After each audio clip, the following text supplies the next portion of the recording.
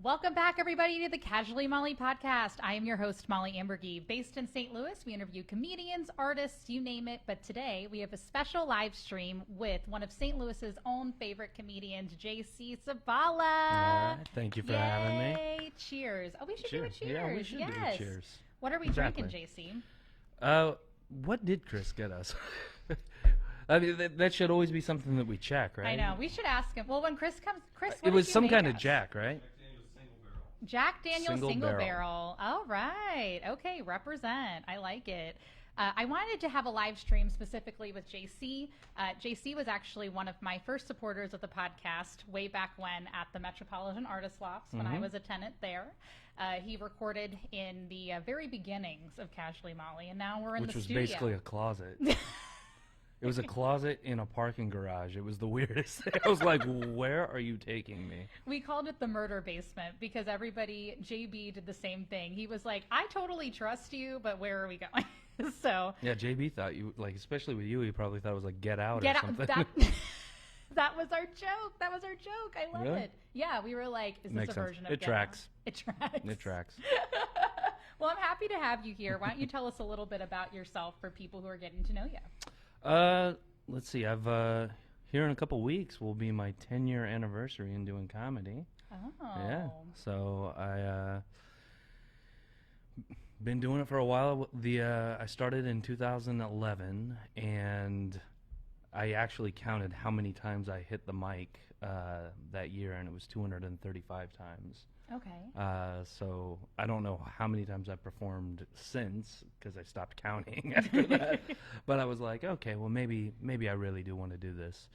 I perform pretty much throughout the Midwest, mostly like Kansas, Missouri, like Little Rock, Arkansas, Oklahoma. Those are the main states that I cover. Like I'll also go into like Illinois, and then I'll travel around to like Indiana and stuff like that. But Okay. I don't travel too much because I also have a day job and I'm a single father. Yes.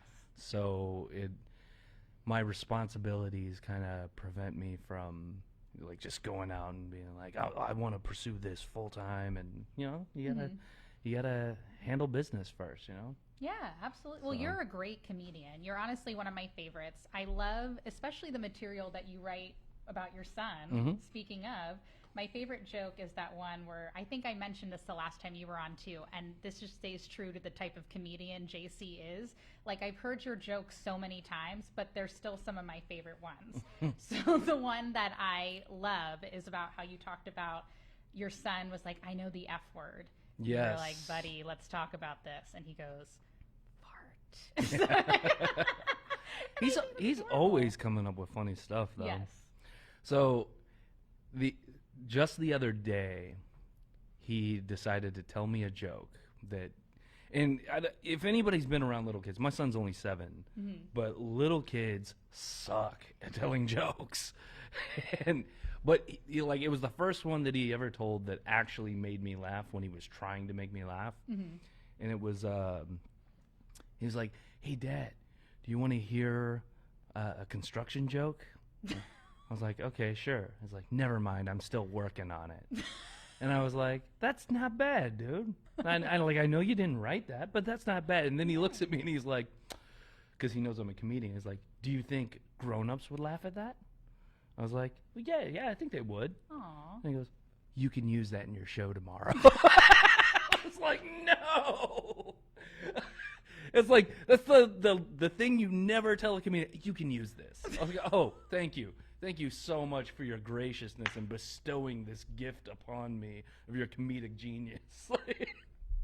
How many times have we been told, like, oh, you can use this? Oh, Can I? Thank you. Thank you so much. Get that Facebook message and you're like, I am never using this. Thank you very much. But my own flesh and blood was just like, do you think grown-ups would laugh at that? Yeah, probably. You can use that in your show tomorrow. And then I started laughing. And then he looks at my girlfriend. He's like, he has my permission. It's like, that's not even your joke, dude. Like, what, did you, like, copyright this? Just laying claim to it. He's That is funny, great. man. Oh, that is fan. Now, was this for the show you did on Saturday, or was this just okay? Why don't you tell us a little bit about that? We were just talking about it earlier, and then I realized the shows hadn't started yet. So let's talk about that. That looks super cool. The show is it was at the Mad Art Gallery. Really cool venue, and it was all put together by another one of St. Louis's favorite comedians, Meredith Hopping. Great podcast guest. Love her. Shout out to Meredith. Well, yeah, if you turn the volume down, I could see it being a great. Anyway, so Meredith's awesome.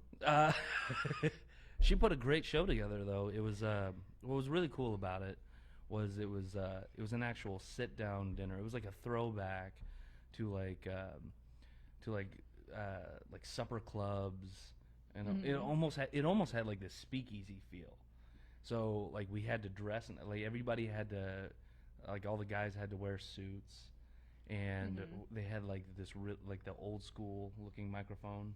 You know, instead of it being just like the little dome dynamic mic that you see, it's like that big, like old radio speakeasy mic. Kind of And you know, with the way everything's been with the pandemic and everything, like you never know what turnout's going to be like, and then it's always weird performing with everybody all spaced out. But this ended up being a really cool vibe, and because it was successful, I think, and I don't know for sure, but I think she said that she's going to start turning this into a regular thing. Oh, cool. So this was the first time. It was called Full Belly Comedy. Okay. But yeah, I had a blast, and everybody that I talked to after, like all the other comedians that were on the show, there were some really funny comedians too. Yeah. Because it was me, obviously Meredith, Tina DeBall, Tim Convey, and Duke Taylor. Of course, yeah. And I was like, this is a killer lineup to be on. This is great, and it was a blast. I like seeing you guys in character, so that was really cool. Very, very cool. What do you mean character? You mean dressed up? Yeah. Well, that's not character. We're still us. Well, excuse me. I'm still me. I'm very authentic in myself. That's JC, authenticity, everybody.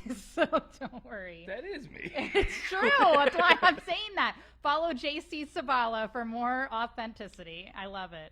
But actually, this leads to my next point. So speaking of authenticity, what I also love about JC is how well you handle hecklers that are in an audience. Oh, yeah. So the most recent one, JC and I were doing an open mic at the Funny Bone when it had first opened up again. And it was really exciting because it was one of the Sunday mics that they had. And I was hosting, and it ended up being a really good turnout. So, of course, you're like, okay, cool. Like, maybe I can get a good video out of this. And I don't know if you remember, but maybe I can jog your memory. Okay. So I don't know. Everything was going really smoothly, like it does before something bad happens. And there was this, like, everybody else on one side was really good, but there was this one table in the back that had, like, these rowdy guys. So I had a joke, and this guy, like, made some kind of weird noise, and I skipped over it. And I was like, all right, well, that's fine. And then I went into my plan B joke, and this guy starts yelling out, your boyfriend's a piece of shit. I would never buy plan B for anybody. So I was like, oh, you know, I love how this guy's yelling out his expense report for me. Like, I care. Thank you. We get classy people. Oh, we really do, man. Let me tell you. All these. But so I thought that was going to shut it down because then the next few comedians went up and it seemed to be going back into order. So I was like, well, maybe I didn't get a good video, but that's the host. You know, let's just set the tone for the rest of the show. Well, then you get up and you're like, so I'm a single father. And the guy goes, ugh. And so JC, it's just in your eyes. You're like, hold on. And you're like, is that the same guy? And he goes, and he goes, so then he goes, are you with somebody tonight? And the wife is like, he's with me. And he goes, do you have like boys? And she goes, well, we have 2 girls. And JC goes, oh, so you have girls. Well, see, that's a little bit different because I'm a single father to a son. And, you know, I make sure to raise him that way he doesn't talk back to me going, oh, or something. And you, like, set this guy straight. And the whole room cheered for you once you were remember done. this at Oh all. my, it was the most magical thing. Like, you obliterated this guy. He left. Like, after the show ended, he saw you and beelined out the doors. It was so great. So the reason I bring this up after this long story. Sounds like I just had a conversation with him. I don't remember this. Like, for him, that was the day he got called out. For me, it was a Sunday. Yep. Like, I don't. Did you think, like, just from experience, you know how to handle hecklers really well? Because it's really just an art to it, if you think about it. But you seem to have a really good way of making sure people are coming, like, back to the show, enjoying the show. You know, okay, so I, much like most of comedy, and all comedians have gone through it,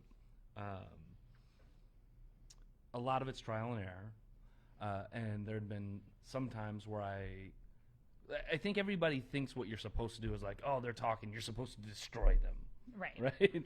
And that's what everybody thinks you're supposed to do. And then all of a sudden, somebody says something that nobody else hears, but you hear it from the stage, and then you go hard on that person. And then everybody's like, God, this dude on stage is a dick. Like, what is his problem?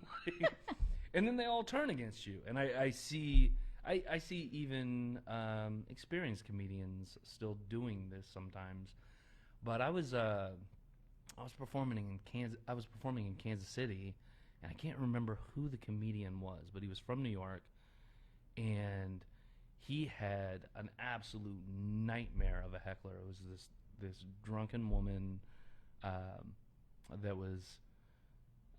I mean, I can only guess what her income status was. not to say anything. But anyway, she was completely tearing this show apart. She was just ruining stepping on every punchline, yelling everything out. And the way he handled it, and it was just a pure education for me, was that he didn't try to destroy her. Mm-hmm. He tried to just roll with the punches with her. And eventually the whole audience turned against her because the whole audience was just like, why won't she shut up? Like, right, no, yeah. And he's being nice, and everybody's like waiting for him to like lay into her now. And it ended up being a real education for me on how to utilize the full crowd dynamics to turn somebody against. To turn the crowd against that person, so then you can get away with murder. And the best heckle situation I had, this was in Columbia. And Columbia, Missouri, not the country. And okay, just to clarify, I wasn't performing for cartels or anything like that. That's the next show. Yeah. Go ahead. So anyway, there was this crowd of people that showed up. First of all, we were supposed to have a sold out show, but there was a huge blizzard the day of. And so there was more than like a foot of snow on the ground. So we went from having like over 250 tickets sold to only having like 65 people show up. And of the 65 people, there was like 30 of them in one group, and they'd been drinking. Like, it was clear. We knew before the show that they'd been drinking because their little ringleader, this one lady, had jumped up on stage before the show and was trying to like tell jokes into the microphone, and we're like, that's not why you're here. And this is not an open mic. Right. And so I'm up, and she keeps interrupting me and yelling stuff out. And I started off, I played nice. You know how you have like little throwaway lines that you can say? So yeah. The one I said was, because she yelled something out during one of my punchlines, and I looked at somebody, I'm like, did you hear that? And they acknowledged it. I was like, okay, good, because I already talked to the voice this morning, so I was getting worried. Just a little throwaway line, just to show that, yeah, I hear her, but we're still going to move on. Mm-hmm. Okay, she's not going to ruin what we're here to do. You're here to enjoy yourself, laugh, hear some jokes, loosen up, all that. I'm here to tell those jokes for you. Mm-hmm. And then she kept going, and I eventually got it to the point where I was just able to say like, hey, ma'am, you seem like a really nice person, and you're having a great time. I want you to keep having a great time, but I want everybody else to have a good time too. And I looked at everybody else in the audience, and I was like, how many of you guys came here to see a comedy show tonight? And everybody applauded, and I was like, now how many of you guys paid to see her? and at that point, even her whole crew, because she's with half the audience, so we can't kick her out. Right. Because if we normally in that situation, one of the staff members would come by and they'd actually kick out somebody for being too disruptive. But we just knew that wasn't an option. So now her own crew is like, Sheila, shh, be quiet, shut up, and doing all that stuff. And then she ended up stepping on one of my punchlines, which at that time was one of my big hits, where I always knew that no matter how bad my set's going, I can make this joke work. And it was one of those jokes, but it hinged on timing, as most jokes do. Everybody always says, timing is everything in comedy. But she steps all over it, and I just pulled the stool up. I sat down, and I was like, "You guys can't smoke in here, can you?" Because I knew there was a smoke-free club, and he was like, "No." And I'm like, "Perfect, man. Why don't you go take a cigarette break real quick?" And then people thought that was the slam, right?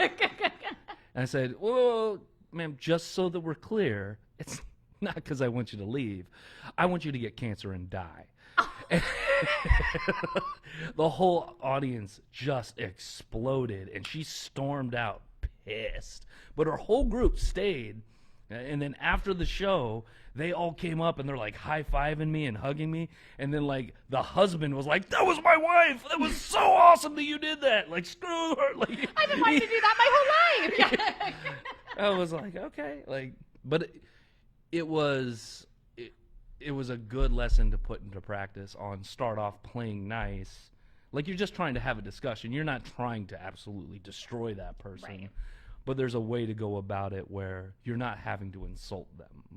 You were saying, I honestly don't remember that guy at that open mic. You probably blocked it out. I mean, I was trying to, but that moment was just so good seeing the audience relate to you and feel just as relieved that it was done. So that's why I remember. Yeah, it was just it's just handling it with assertiveness without being a dick. Yeah. You don't have to. And I think that's the part where especially newer comedians, when they lose an audience because of a heckler, it's because they didn't handle it correctly that way. Right. They just because we think of mean shit all the time. I know even you do, and you're the nicest person, but you can think of mean shit to say. True. Yeah. You can roast anybody. True. Right? Because that's just sort of where our dark minds go. I've got some feelings underneath here. Yeah.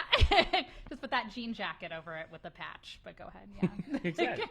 So sometimes we've got to rein that in and not get too dark. I get in trouble on social media for being too dark. Oh yeah. Speaking of, are we able to pop up that tweet the picture, the GIF? If you're familiar with WandaVision, JC, why don't you explain this picture? Okay, so if anybody's ever watched WandaVision, she ends up she doesn't really lose her children because they weren't really her children. They were fake. But I took a screenshot from the show, and then because she loses her kids, I ended up putting in that little Happy Mother's Day mommy thing on there.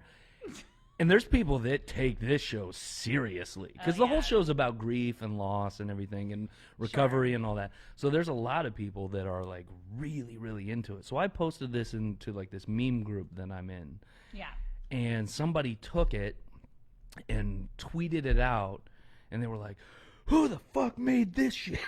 They were pissed. And then it got a few thousand likes, and then people responding to it and retweeting it this person should go to jail. This go to jail. Someone's well, I'm gonna go kill myself, and I'm no. You need to calm down. These are fictional characters, right, and even in the show, those were fictional characters. It's true. It's you guys are way, way too in your feels. You are too serious about it. People were pissed. If you have an opinion on this meme that JC made, please follow at JC Sibala. DM him, put that in the inbox, tweet it, or you can follow at the Casually Molly podcast. Let us know what you think. Just drop it in the comments. So yeah, I'll tweet it out. I'll tweet it from the group because I'm just in this group where we sometimes we tweet some or we make some horrible memes. They're just like, man. Well, that's one thing. JC isn't afraid to piss somebody off, so it's okay. That's true. Or if it happens, he's like, oh, well, sorry. I was like, whoops. Whoops. Now, just speaking of, beginnings and stuff like that and pissing somebody off, was this, how did you know that being a comedian was the career that you wanted to kind of go into? Oh, did we not talk about this last time? No, we didn't actually. We didn't. You kind of talked about your background being from Overland Park, Kansas, and moving here. And what I will say you and I really relate on is that we're both transplants. And I'm sure probably you came to St. Louis and you were like, oh, this is kind of a nice stop for me, and then I'll go to a different city. And I felt the same way because I went to college here, but then I went back to Cincinnati, and I was doing theater when I was taking plays to Chicago and all that. I have never met a single person that grew up somewhere else and moved to St. Louis with the intention of staying in St. Louis. And then that art just like a magnet. It's it like, is. You're not going anywhere. It just anywhere. sucks you in. It's like, what the? Like, I've been here for 20 years now. I have a kid. And a lovely girlfriend. Hey, Kendall. So anyway. Yeah. Yes. Yeah. Yeah, I know. Pretty nice life you got there, man. You did pretty good for getting magnetized in there. So yeah, no, I'm doing okay. Yeah. I'm happy. Yeah, but anyway, back to being a comedian. So I wanted to be a comedian since I was like little. Oh, really? Yeah. Okay. So comedy comes from dark places for some people. Mm-hmm. The reason why my family moved to Kansas City in the first place was because my grandfather was dying of cancer, right? Okay. And so we moved there so that we could be closer to my grandmother and then help also take care of my grandfather during his last days or whatever. But it was just a really somber mood, and I was 6 at the time. And so I was spending a lot of time over at my grandparents' house, and then like while all the adults were doing their stuff and everything and doing all the serious stuff, that was when cable television was really pushing a lot of stand-up comedy, because this was still in the 80s, right? So this was about 88.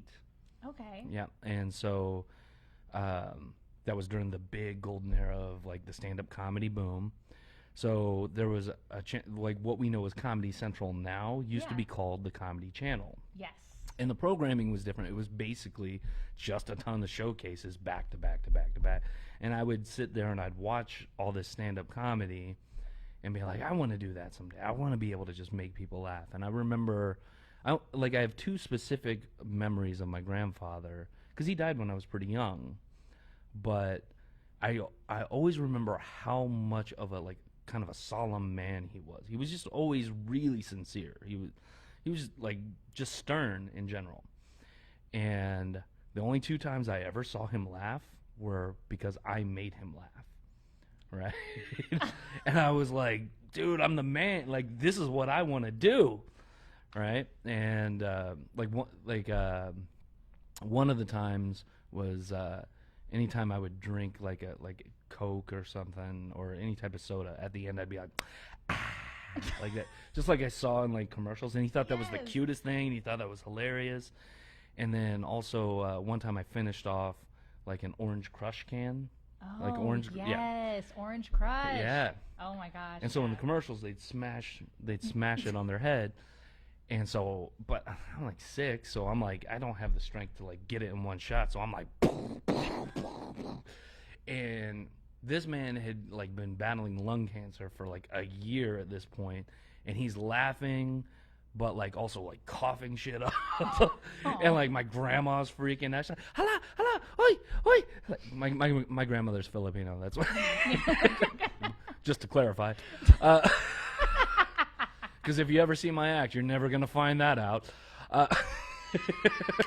Because I don't talk about that. And we had a lot of clarifications during this episode. I love it. Yeah. And so yeah, that's when, like, 6, 7 years old. That's when I decided, like, I want to do that someday. And it's funny because my aunt like pulled up like her old wedding video, and they're like interviewing me and my cousins. I'm like, well, what do you want to do? I was like, I want to be a stand-up comedian. Like, and it was that time of my life, and I never actually pursued it until I was almost 30 because life just got in the way.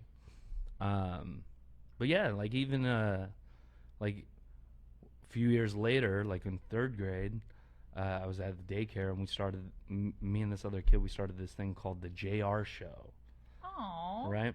cute. How old were you? Well, 9. 9? Yeah. Okay. So, because I'm JC, that was the J, and his name was Ryan, and we would put it all in like the corner of the daycare, like of the room that we were in, and it was all like walled off just right. And then we took all the seats. We made like these little tickets that everybody had to have, like they were free, right? But everybody would sit in their spots in the entire room, including all the teachers and everything. They would sit and watch us do like this like impromptu show that we would try to put together, and there would be costume changes. Oh yeah, quick change. Yeah. And at the time, I was just basically repeating shit that I'd heard on TV, right? I saw other comedians do it, so I was joke stealing, which you're not supposed to do. But I was 9. I didn't. It's not like, I mean, to be fair, it was no construction joke, because my son is years ahead. It's all right. That's okay. But yeah, like that was just like we did that every Friday for like a few months, and then, but then like I played sports all the time, so then like I never had time to do anything else, and then off to college, and then all of a sudden you're right into the workforce, and then before you know it, you're almost 30, and I decided to do. I was like, oh, like I'm gonna be 30 this year. Like I better actually do this. Yeah. So it was my New Year's resolution, one of my New Year's resolutions that year, to do at least 2 open mics, and I did them, and it was awful. It was excruciating. I was about to say, when is like, I don't think anybody ever just kills it their first time. Well, there's people that think they do. Oh, of course. No, but like mine, it was there. It was very clear that I was not liked. I was not funny. I was like panicking and like. Remind me where the first one was that you did. The first one I did was at this bar called O'Malley's. That's right. And that's the other thing is, like, when you first start, no one tells you that it's way easier at a comedy club because people actually go there specifically to hear comedy. Yeah. When you go to a bar open mic, there's people that are like, "What is why is this asshole up on the microphone? What is he saying?" Like, I'm just trying to have a drink. What? It's like, I'm trying to watch the game. Shut up, dude. Like, it's so much harder. And then I think a lot of comedians pick up bad habits at those kind of open mics because there's like certain jokes or certain behaviors that you do as sort of a way to like get the audience's attention that just doesn't fly in front of a mainstream audience. It just doesn't. Yeah, no, I can see that. And this is just like something for people who are watching, even though a lot of people who are tuning in are comedians, obviously, that know JC and myself. For people who, if they're not doing the live stream, maybe they'll listen later. Would you say, though, that sometimes with bar mics and stuff, it's kind of a good place to get out material just to kind of see how it is before you go up in front of a club? I've heard that sometimes. What's your opinion on that? Okay, so I think bar mics have their place. They can be a real, if you treat them like the batting cages, like it's perfect, right? Great analogy. So if you're just going out there and you're just trying to get your cuts in, right? You're just trying to get some swings, and kind of flesh out the joke, especially if you're the type of comedian that, like, what they call writing from stage, where you can write it out on paper, but until you're actually saying it onto a microphone and it's coming out the way you would say it, because people write and speak 2 different ways. They sound like 2 different people if people read verbatim what they said. And like I'm very much like my style sounds very conversational. It gives sort of this illusion like there's a lot of times people don't realize that I'm not just coming up with material off the cuff. That's the illusion. A lot of it's just so well rehearsed that I've said whatever joke so many times that I know where all my beats are, all my pauses, where all my body language is going to land on it, where like when I'm going to make a look, when I'm going to take it like a breath in, when I'm going to change my inflection of my voice, all those little mechanical things that go into a performance that people don't think about. Right. That it's sort of the art of storytelling, so to speak. Yes. For people that they come across as really good storyteller comics, a lot of that is really just well rehearsed, and that's the illusion that it looks like they're just there in the moment, right? And then because you've told the joke so many times, every single type of interruption that could happen, or whichever way it can veer off, or if you get interrupted, you know how to get right back on track, and it seems very organic and fluid. Yeah. But like I said, that's the illusion, and that's falling back on the experience and all that stuff. So that's a good point that you bring up, because another example, I actually have seen you do this, because I remember the one night you were going to be hosting for Kevin Bozeman, and so I was like, oh, come support or whatever, and then you ended up featuring, because Matt allowed me to host, which was great. Shout out to the Funny Bone for that. And it was a great audience, good people, especially for a late show. They were having a blast, but definitely one woman got really into your set because you were talking about where you were from. And she's like, I'm from Creve Coeur or something. And you were like, are we just yelling out where we're from now? And somehow you weave that into your history about being like, when I grew up in the mean streets of Overland Park, Kansas. Yeah. Very similar to Creve Coeur, but it was so funny. She was so into it. She's like, oh, me too. Like, it was the nicest heckling, but at the same time, you were like... because a lot of people don't know that they're heckling. People think heckling means like you're booing the person on stage. And heckling is really just interrupting in general, being any type of disruption.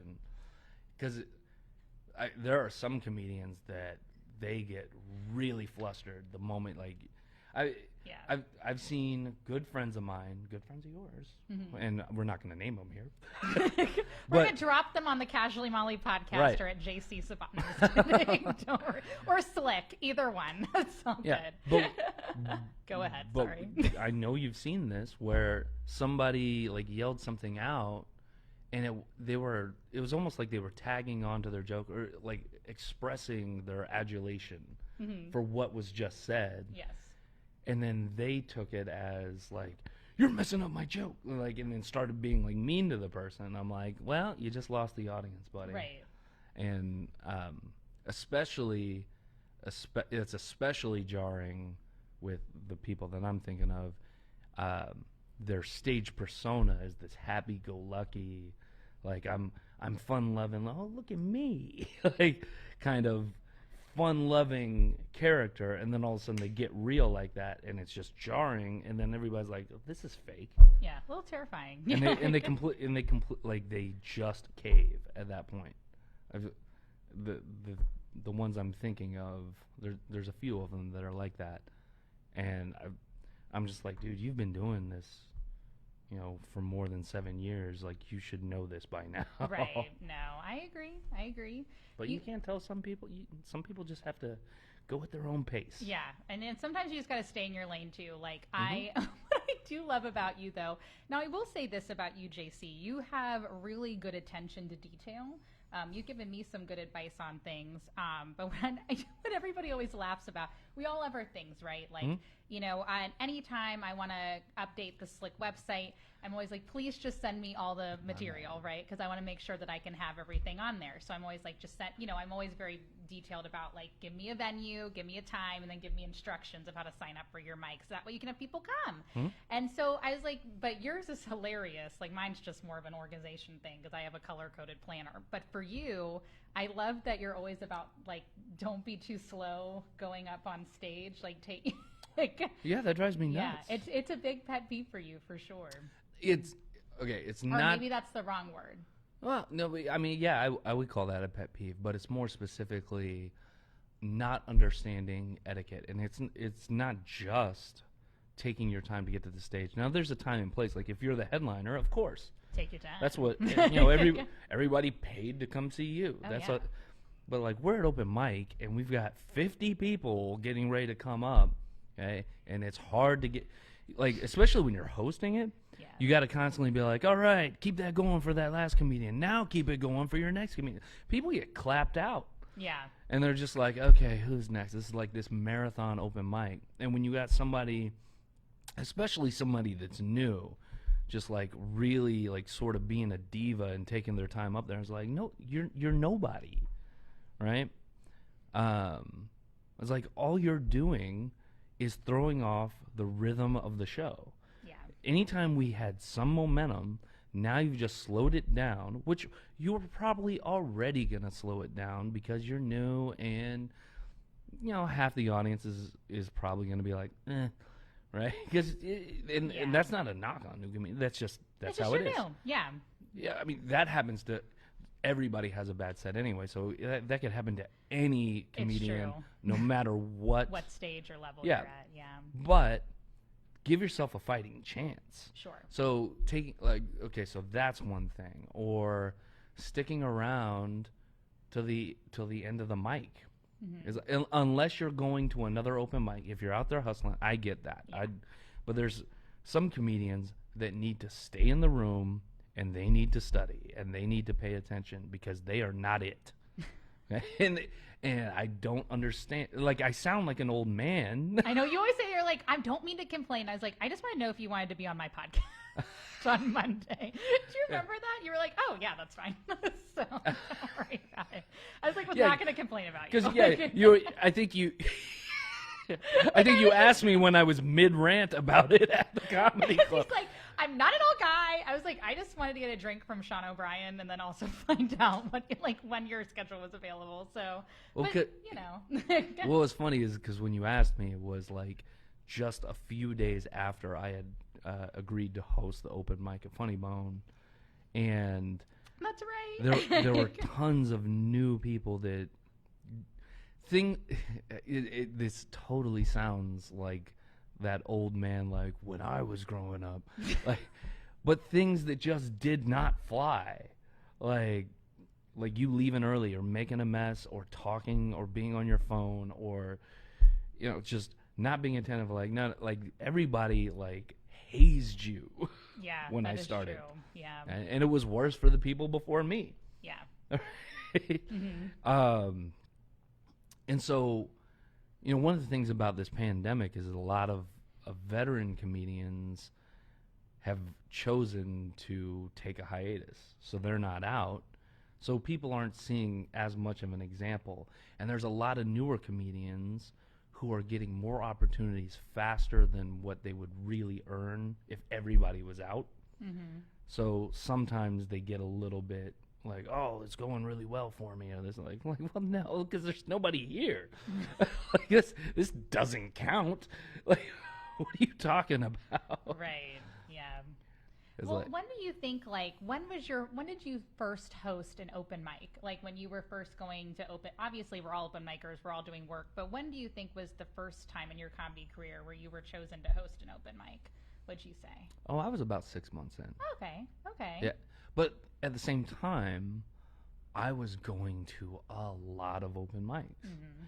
And I had some people that would give me good advice at the same time. Give me some good guidance. And it's not just developing your stagecraft. It's your etiquette, the way you behave. Because it doesn't matter coming up and how funny you think you are. If people think you're an asshole, you're just not going to get work. Mm-hmm, mm-hmm. It's like you're good, but you're good in the sense of you have potential. Yeah. Mm-hmm. And nobody like wants to take a shot on potential if they think if they can't stand to be around you. Yeah, that's true. So, yeah, there was a few people. One of the people that really took me under his wing, his name's Art Viloff. and he was the owner of Comedy Etc. 2, which was out in Fairview Heights. So he's a comedy club owner. He owns several comedy clubs, and he's a booker, and he's telling you everything that on the business side, what the booker is looking at, right? How you're supposed to conduct yourself and how to be professional. And he was really good to me, and he was the one that actually gave me my first hosting gig, period. Not just open mic, but like my first like weekend at a club, and then like a week after that, because that was sort of my like warm up. I was the host for Dave Coulier, and I was about 6 months in. Yeah, and which is funny because like we kind of think of like Dave Coulier as like, oh yeah, back from like the 80s or whatever, but like all those guys, they still have a following, and then like you're performing in front of a sold out room. And by the way, sold out rooms, easiest, like is the easiest job. Like you have to really suck to not do well in a sold out room. Right. It's like, and if you're not at least having decent sets in a sold out room, you need to reevaluate what you're doing on stage. Mm-hmm. I agree. Especially because you have all this opportunity for Mm-hmm. for people to laugh. Yeah. You know, speaking of people you've worked with, though, is there a specific comedian that, I mean, I know you mentioned Coulier, but is there anybody else that specifically stands out to you that you enjoyed working with in your years of doing comedy? Yeah, there's a few. I really enjoyed Kevin Bozeman.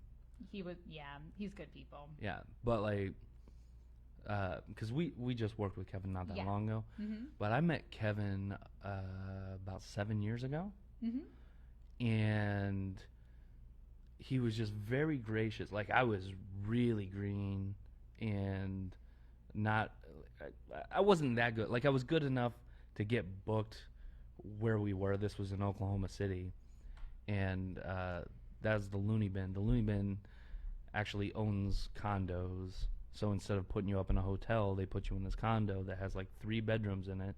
So for the MC, the feature, and the headliner, so you spend an entire weekend like hanging out with the other comedians. So like you get to know them. But one of the first nights I asked him, I'm like, hey, I know that you're going to be like wanting to chill and you'll be busy this whole week and all that. Do you think you could watch one of my sets and just give me some pointers? He's like, oh yeah, of course. Like I was going to watch all of them. I was like, okay, that's cool. Oh, that's so nice. Well, and then we were watching basketball at the condo. Sure. And just out of nowhere, he's just like, hey, so you want to go over these pointers from your set? I was like, yeah.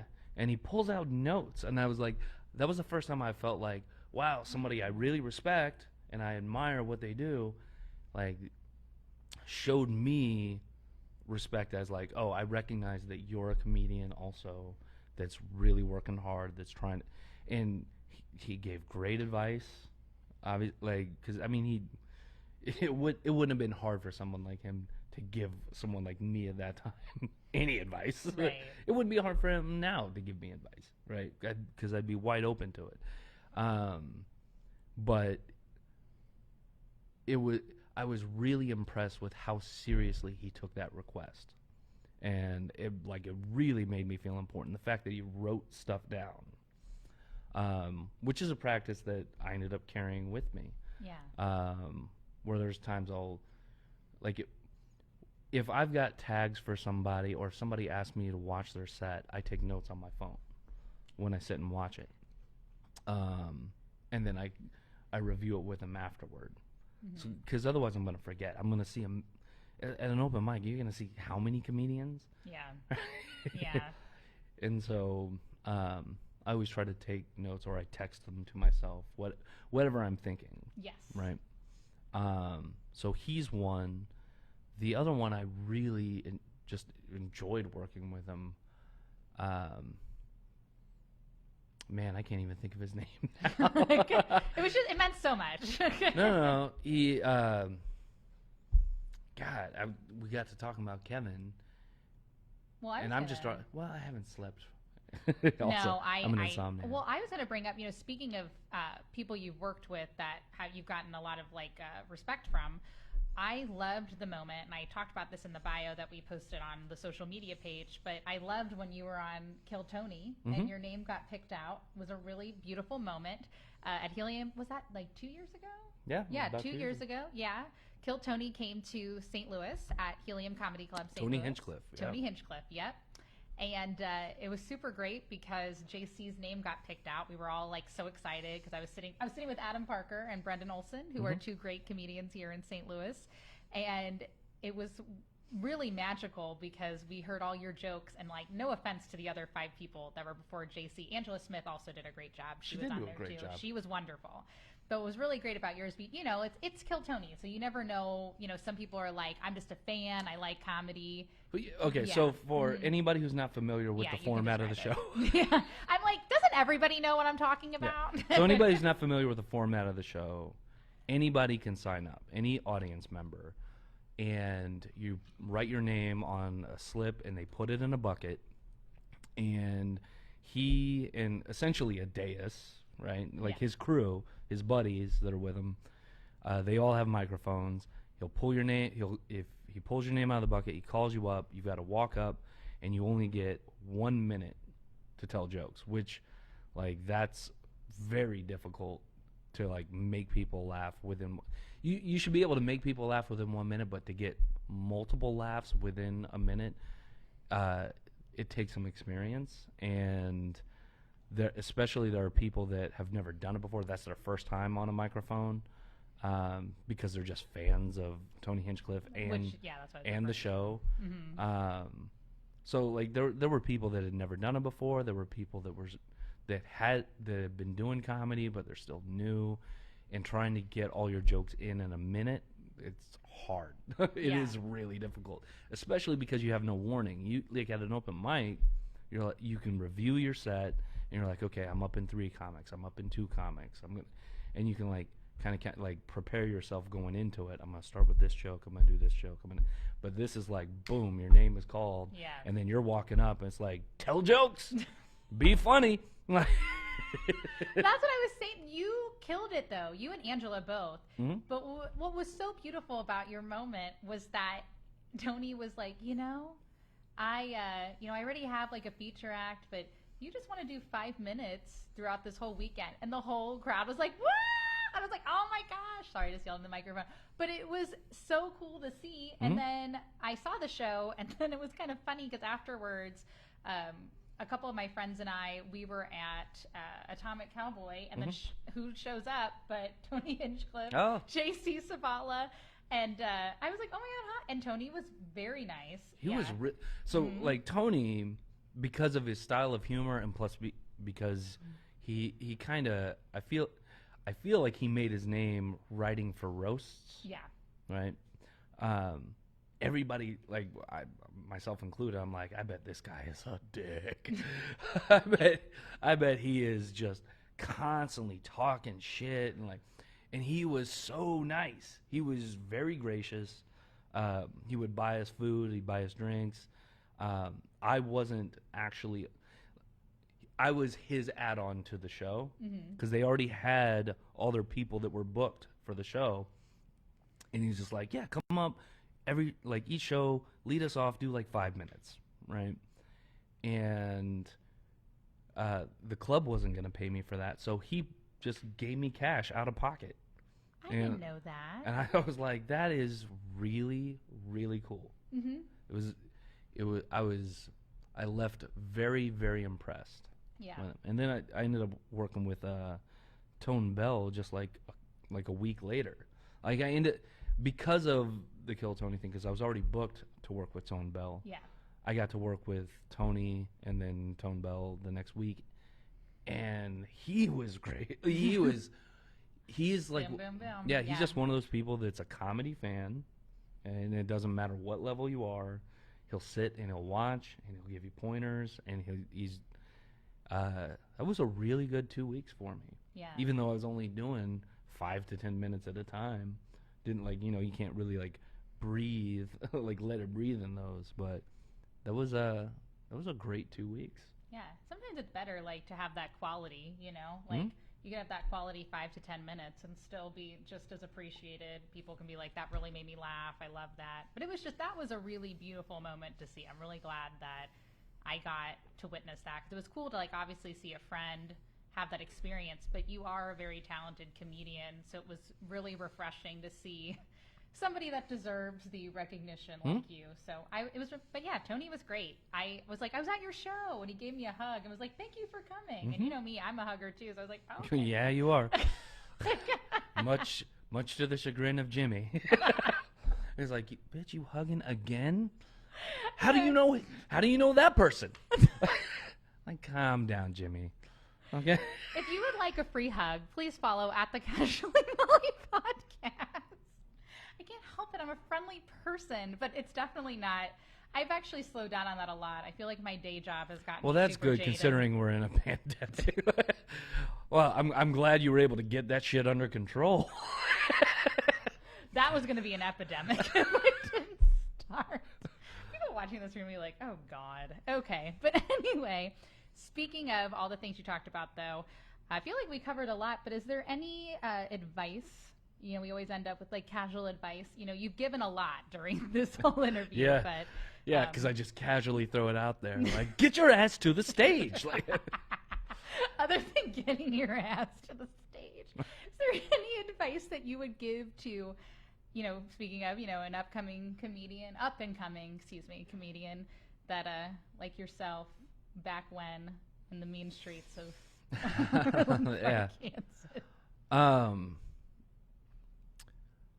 One that was there was okay, so when I'd go on the road, I would ask the feature and the headliner, I would ask them, hey, what was some advice somebody gave you that really resonated with you and has served you well? Instead of asking them for advice, I would ask them, what was advice somebody gave you? Like, and it was just a nice way of putting it on there, and they made it way more succinct when you ask it that way. Because otherwise, if you just ask somebody, another comedian for advice, they're going to be like, you know, always keep writing and try to get on stage as much as possible. Like, that's what they're going to say. We've had that happen on this podcast. Yeah.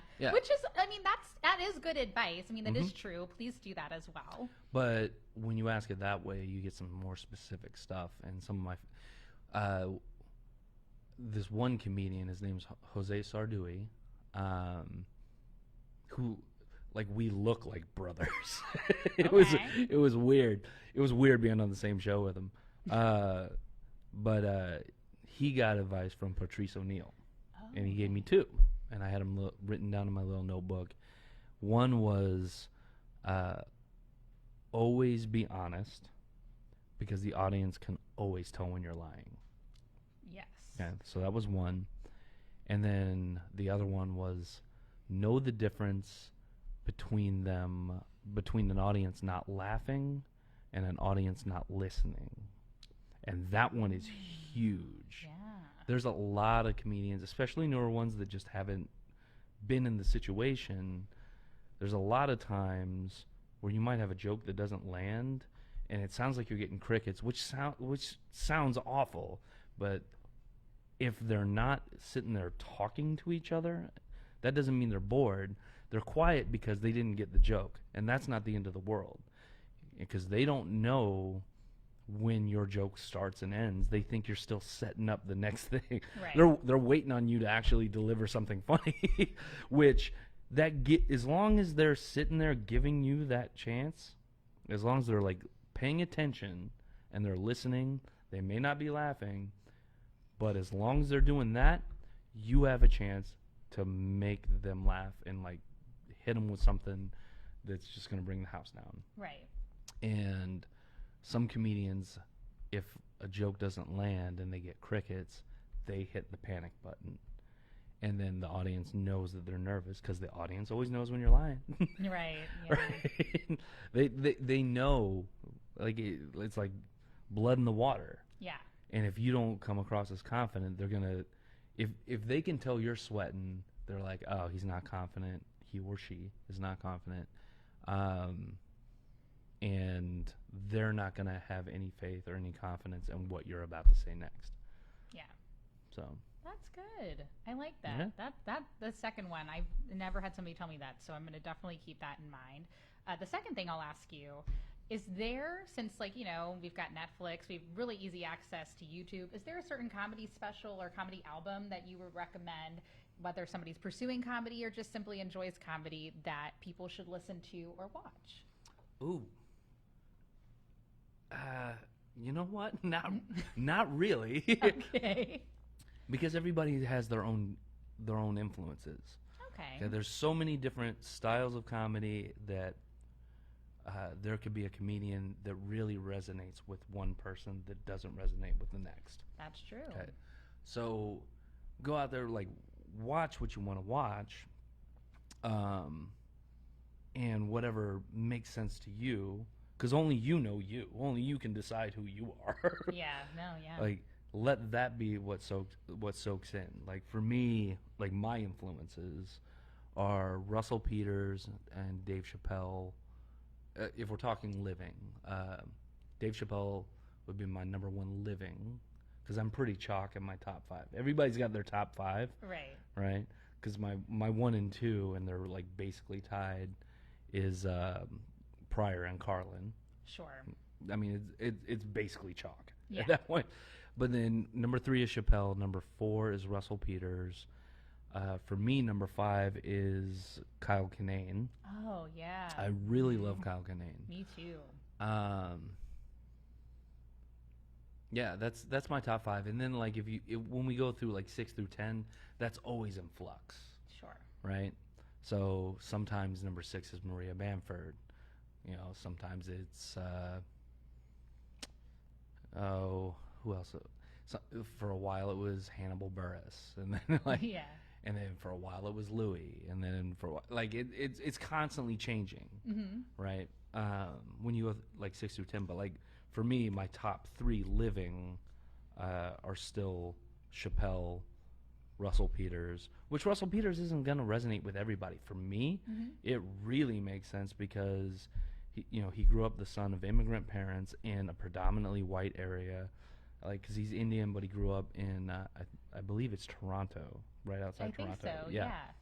And so it's just sort of having that perspective of being different, but still being, I guess in his case, a North American, right? Yeah. And just take whoever works for you. Definitely don't copy him, but you're going to.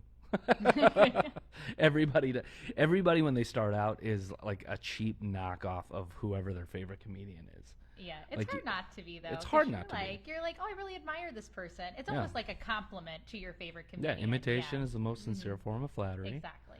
But eventually you find your own voice and kind of work. But with me, you can still hear some of those influences. Sure. When I'm on stage, both Chappelle and Russell Peters, for that matter, and then a little bit of Kinane. You can hear some of their influences in my style of comedy. Yeah. But yeah, I mean, I don't really have you should listen to whoever, because comedy's subjective. Yes, Reggie. Shout out to Reggie Edwards on his episode. That's why we called it the way casually subjective, because it was the same thing where he's just everybody has their own version and their own interest for it. That was a really great answer. I'm really glad we got that. Well, the last question I have for JC is not going to be very deep, but it's just going to be, what shows do you have coming up? What do you want to plug? I'm going to be at Crack Fox here as we look at in our St. Louis. Yeah, I got to look. It's hi, I'm a professional comedian. Yeah. Let me just check my calendar. Yeah, let me. I should know this stuff, but It's all right. no. What happens when you are just popular? Let me just check my schedule. One of my best friends, who was a brilliant comedian, Chris Sear. It's going to be June 18th. Ooh.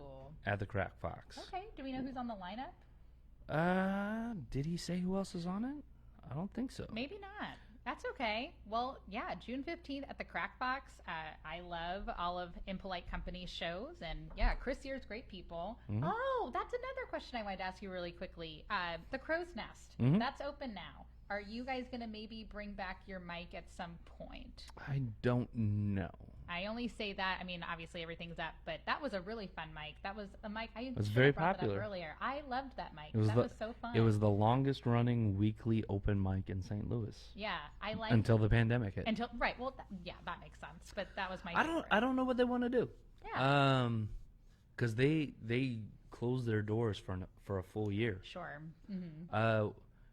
I think Chris and I would like to, because towards the end we were getting burnt out. Yeah. Doing a weekly open mic is exhausting and Yeah. it sucks. Yeah. And so, but like now that we've had time off, I think we're both recharged. I think we both would like to do it, but we don't know what they want to do, and if the setup's going to be right, because they've also remodeled in the last year. You know, I'd like to. Sure. I'd like to. I'm open for it, and I know Chris is open for it, but you know, we don't know. Yeah. Well, we'll just see. I mean, I get it. It's for safety precautions, but that is a super We don't want anybody dying. right. It's like over. Don't want to have any wild cards here, but do support. They have the brunch coming back too. So you were just there, weren't you? At the brunch? Yeah, they're not doing brunch yet. Oh, just kidding. I'm So sorry. no, but they're serving food. There we go. We were there. We were eating. They still gave us mimosas and Okay. Bloody Marys and all that, but they just didn't have breakfast foods. Oh, well, there you go. So All right. I love Bloody Marys, so I'm down. yeah, we know. Yeah, that's great. And then where can we find you on social media? We've been seeing at JC Sibala. That's all of Yeah, your... basically, yeah. Anytime there's a new social media platform, I try to lock down my handle so that it's all consistent. But Facebook is, you know, Facebook/JC Sibala, Twitter @JC Sibala, Instagram @JC Sibala. Yeah. Like all of it. Mine's at Molly Ambergy, everything, except for at the Casually Molly podcast, which everybody should be following. And just remember, you can always casually subscribe to the podcast anywhere on audio, YouTube, follow the Facebook page, you name it. I really appreciate also St. Louis Independent Comedy. Make sure you check out stlouiscomedy.com for any mics, local shows coming up. And I appreciate, you know, shout out to Chris Sear again for giving me the opportunity to run the website. And shout out to Yale Hollander and Sam Lyons for also being part of the team. But now that we ended the episode, I always say, what are you going to casually do now that we're done chatting? Gonna go sleep. Oh, he does need to go to sleep, everybody. All right, good night. Me too. Bye. Great job. We did. You were awesome. Thank you so much. I knew you were going to